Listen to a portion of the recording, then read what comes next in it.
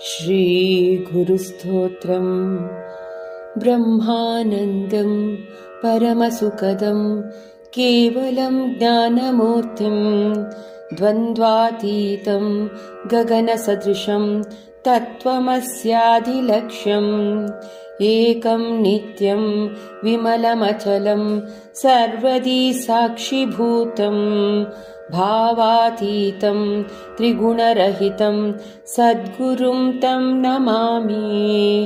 ब्रह्मानन्दं परमसुखदं केवलं ज्ञानमूर्तिं द्वन्द्वातीतं गगनसदृशं तत्त्वमस्याधिलक्ष्यम् एकं नित्यं विमलमचलं सर्वदी साक्षिभूतं भावातीतं त्रिगुणरहितं सद्गुरुं तं नमामि।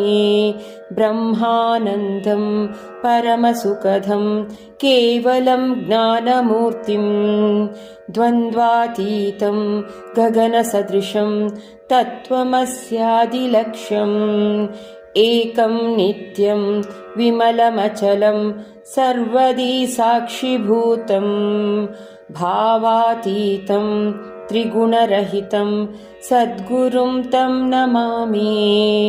ब्रह्मानन्दं परमसुखदं केवलं ज्ञानमूर्तिं द्वन्द्वातीतं गगनसदृशं तत्त्वमस्याधिलक्ष्यम् एकं नित्यं विमलमचलं सर्वदी साक्षिभूतं भावातीतं त्रिगुणरहितं सद्गुरुं तं नमामि।